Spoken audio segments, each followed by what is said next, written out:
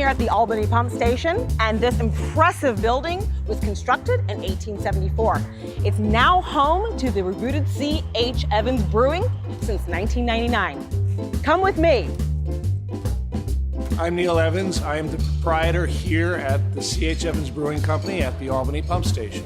The brewing culture in Albany, back around the turn of the century, 1900, there were breweries everywhere.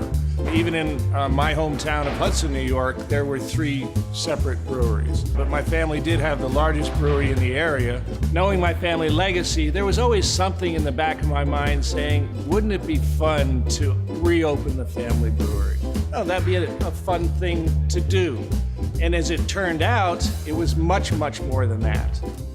After learning as much as he could about the craft brewing and brew pub business, Neil found the perfect place for C.H. Evans 2.0, an abandoned water pumping station in downtown Albany. I sat down for a drink with Neil to learn more. Here's our beer sampler. Oh, it looks wonderful. It is 8 of our beers. Okay. And the brewers have put them in the order of the least full body to the most full body, so they normally recommend that order. Okay. We do like to point out that people are a brown ale. Okay. It's an American brown. It's won 3 golds at the Great American Beer Festival and a bronze of the World Beer Cup. Congratulations. And we do consider it our flagship. I'm actually going to start with your signature beer, if I may. It looks wonderful. Well, that's fantastic. Now I have to ask about this gorgeous atmosphere because it's set up in such a way that's so inviting. Tell me a little bit more about this place. I'm looking around, I'm seeing this massive hook right there. Is that just decorative? It is definitely not decorative. Okay. That hook was actually installed in this building in 1905, and it was used to pick up pieces of the water pumping engines that were in this building at that time. Okay. It was used up until 1930, when this was a pumping station. When we bought the building in 1997, everybody said, when are you going to take those out? Right. And I'm going, why would I want to take those out? I mean, they're part of the fabric of this building. They're amazing. And as it turns out, those giant bridge cranes were totally functional. Oh. We actually used the bridge crane in the dining room to set every single one of our fermenters on the mezzanine level. People must be in awe when they come in here. When somebody walks through the front door, if they've never been here before, they walk in and they look up and their mouths open. So we know they're new. It's strange because it has an industrial look, but at the same time, it's really cozy. But that's not how you found this place. I mean, what did it? It obviously didn't look like this. Was it love at first sight, or was it like? Was it absolutely really? Love at first sight. I would love to know what you feel is your secret to success, because obviously you guys survived the Great Recession.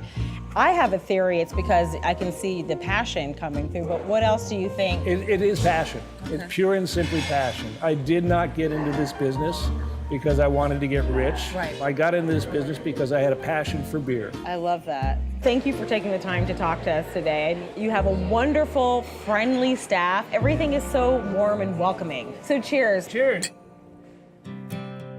Neil's entrepreneurial spirit is seen throughout the business. Brewing operations manager Ryan Dimmler prides himself on the experimental brewing culture he's helped establish at C.H. Evans. There are literally thousands of styles of beer, and then there's millions of ways that you can play with those things. The goal is constant exploration and drinking our way around the world without having to leave Albany. When a Hudson Valley beer historian initiated a project to revive a traditional recipe, he knew C.H. Evans would be up for the challenge. Craig Gravina, who's a local beer historian and enthusiast, approached us in 2013 to work with him on this project, bringing back to life Albany Ale. Albany Ale was a truly indigenous style to the upper Hudson Valley. Craig and I sat down, went over the recipe, and then tried to recreate it as true to style as possible. So we roasted the malt in-house, we did a cereal cook of corn, and we used some New York grown 6-row barley. Brewed it. It was really, really dry, pretty bitter, but it was a really nice way for us to reach back into history and do something that was so locally specific. And we got such great support and response from the city. Given that Albany has such this great, long, illustrious history of producing beer, to be able to bring it back and talk about it and engage the public about it, we got a ton of non-beer drinkers that came in just from the interest and historical aspect, which was really nice. Craft beer is more than just an industry, it's more than just a job. We're not just guys that make something. As a craft brewer, and in particular a New York State craft brewer, it's very much a community. It's a cultural, I'm like actually getting goosebumps talking about this. Craft beer is such an incredible movement. I feel like I owe a lot to beer. I mean, yes, thank you beer for college, I appreciate it, it was great. But to be able to find an industry like this where you have a really unique shared experience in terms of everybody can appreciate the challenges that we have and the victories that we have. And at the end of the day, like, we get to provide happiness for people.